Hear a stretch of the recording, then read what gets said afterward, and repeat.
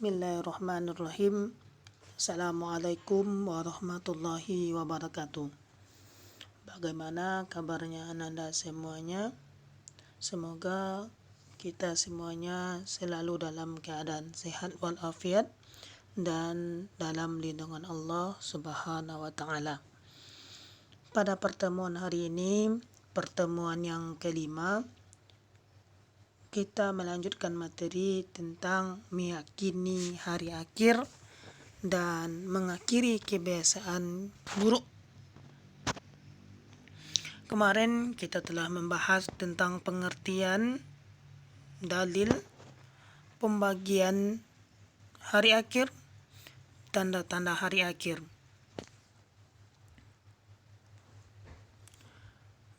Pengertian hari akhir yang mana hari berakhirnya kehidupan di dunia. Kemudian dalilnya ada surat Al-Baqarah ayat 281, surat Al-Hajj ayat 7. Pembagian hari akhir itu ada dua, ada kiamat sugro, ada kiamat kubro. Kiamat sugro artinya kiamat kecil, kemudian kiamat kubro artinya kiamat besar. Kiamat kecil seperti orang meninggal dunia, banjir, tanah longsor, dan lain sebagainya. Kemudian untuk kiamat kubro itu seluruh alam semesta yang hancur. Tanda-tanda hari akhir dalam hadis Rasulullah ada 10. Ada Dukhan, ada Dajjal, Dabbah atau binatang melata, matahari terbit di barat, turunnya Nabi Isa, keluarnya Ya'juj dan Ma'juj, gerhana di timur, gerhana di barat, gerhana di Jazirah Arab, dan yang terakhir yang ke-10, api menyala di Yaman yang menghalau umat manusia ke mahsyar. Nah, anak-anak semuanya, kita lanjutkan materi kita pada pagi hari ini. Proses terjadinya hari akhir. Proses terjadinya hari akhir telah Allah gambarkan dalam Al-Quran. Di antaranya dalam Quran surah At-Takwir ayat 1 sampai 6. Kemudian dalam surah Al-Zalzalah ayat 1 sampai 8. Ayat ini diharapkan kepada Ananda, anak-anak Bapak semuanya untuk bisa menghafalkannya. Surah Al-Zalzalah itu Ananda udah hafal. Kita baca dulu surah Al-Zalzalah yang mana ini menggambarkan keadaan ketika terjadi hari kiamat. A'udzu billahi minasy syaithanir rajim. Bismillahirrahmanirrahim. Idza zulzilatil ardu zilzalaha wa akhrajatil ardu athqalaha wa qalal insanu ma laha yawma idzin tuhadditsu akhbaraha bi anna rabbaka awha laha yawma idzin yasdurun nasu ashtatan liyuraw a'malahum faman ya'mal mithqala dzarratin khairan yarah wa man ya'mal mithqala dzarratin syarran yarah. Shadaqallahul azim. Dalam surah Al-Zalzalah ayat 1 sampai 8 itu menggambarkan bagaimana keadaan dunia ini, keadaan bumi kita ini ketika terjadi hari kiamat. Allah jelaskan, apabila bumi diguncang dengan guncangan yang sangat dahsyat, maka segala yang ada di bumi itu mengeluarkan beban-bebannya, apa yang ada di dalamnya keluar. Kemudian pada hari itu manusia akan keluar dari kuburnya dengan bermacam-macam bentuk, bermacam-macam rupa, tergantung dari amal ibadah yang dia lakukan. Dan semua amalan baik kecil, besar itu akan dibalas oleh Allah Subhanahu wa taala. Inilah bagaimana proses terjadinya hari akhir. Kemudian kita lanjutkan tahapan kehidupan setelah kematian. Setelah manusia itu meninggal, ada tahapannya alam barzah, kemudian yaumul yaumul ba'as, kemudian yaumul mahsyar, yaumul hisab, yaumul mizan, dan yaumul jaza. Baru nanti surga dan neraka. Nah, kita lihat satu-satu. Alam barzah. Alam barzah ini pemisah antara kehidupan dunia dengan alam selanjutnya. Nah, ketika manusia itu meninggal, dia pertama masuk ke dalam kubur, yaitu di alam barzah.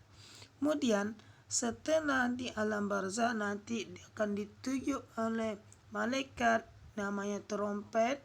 Trompet yang pertama itu untuk menghancurkan seluruh yang ada di alam semesta. Baru trompet yang kedua itu membangkitkan manusia. Seperti dalam surah Al-Zalzalah tadi, manusia itu akan dibangkitkan.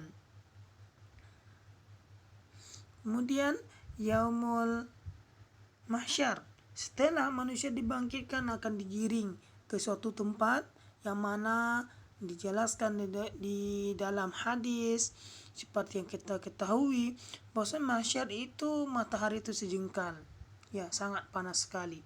Kemudian yaumul hisab mizan, semuanya akan diperhitungkan, segala amal perbuatan manusia akan dihitung di yaumul mizan ini. Kemudian yaumul mizan, timbangan. Tadi yaumul hisab ya. Kemudian timbangan yang mana akan ditimbang antara kebajikan dan kejahatan yang dilakukan. Setelah itu baru dibalas apa yang dilakukan. Faman ya'mal mithqala dzarratin khairan yarah wa man ya'mal mithqala dzarratin syarran yarah. Kalau amalannya baik akan dibalas, buruk pun akan dibalas, nanti baru dimasukkan ke dalam surga atau neraka. Kemudian kita lihat orang yang beramal baik tentu masuk surga, orang yang beramal buruk akan masuk neraka. Ini juga dijelaskan dalam Quran surah Al-Qaf ayat ke-18. Nah, kita lihat surga, neraka itu adalah tempat untuk balasan bagi manusia yang melakukan perbuatan buruk di dunia. Oleh karena itu anak-anak bapak semuanya, jangan sekali-kali kita melakukan perbuatan buruk walaupun hanya sebesar zarah kecil, semuanya akan dibalas. Ya, balasannya neraka. Neraka di akhirat itu tidak sama dengan kehidupan kita di dunia. Satu hari di dunia, satu hari di akhirat itu sama dengan 1000 tahun di dunia. Nah, kita lihat pembagian neraka itu ada 7 tingkatannya. Ada neraka jahanam, neraka hawiyah, neraka lazza, sa'ir, saqar, hutamah, dan jahim. Kemudian kita lanjutkan surga. Surga tempat balasan untuk hamba Allah yang bertakwa kepadanya. Dijelaskan dalilnya Quran surah Yasin ayat 55 sampai 58. Tingkatan surga ada surga ma'wa, surga Aden, surga khulud, surga firdaus, darussalam, darul muqamah, jannatul na'im. Nah, semua tingkatan ini adalah sesuai dengan perbuatan amal manusia. Jadi mau beribadah, amalan seperti apa, dia nanti akan masuk ke dalam surga ini. Kemudian setelah kita mempelajari ini, tentu beriman kepada hari akhir itu akan memiliki fungsi terhadap diri kita. Apa itu? Pertama, beriman kepada hari akhir, meyakini diri dalam beribadah dan beramal soleh selama menempuh hidup dunia, agar di akhirat nanti dapat memetik hasilnya dengan penuh kebahagiaan.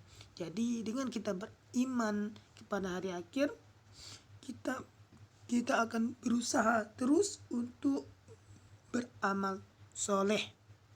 Apa itu amal soleh? Amalan kebaikan. Syarat amal soleh apa? Dilakukan ikhlas karena Allah, sesuai tuntunan Rasulullah, dan sesuai dengan Al-Quran, dan tidak ria. Kemudian fungsi yang kedua, dijalani hidup ini dengan hati-hati. Setelah kita beriman, dengan kita beriman, kita akan hidup dengan hati-hati agar kita tidak melakukan dosa. Kemudian mengantarkan manusia untuk tetap melakukan amal soleh meskipun tidak menghasilkan keuntungan materi. Kita di dunia ini bukan untuk mengejar materi, tapi adalah untuk beribadah, menabung pahala, agar ketika kita telah wafat nanti, kita akan selamat, kita akan masuk ke dalam surga dengan amalan-amalan yang kita lakukan. Mungkin itu materi kita pada pertemuan yang kelima ini. Untuk selanjutnya nanti akan Bapak share tugas-tugas yang harus Anda kerjakan, baik itu berupa esai maupun objektif. Mungkin Bapak akhiri. Assalamualaikum warahmatullahi wabarakatuh.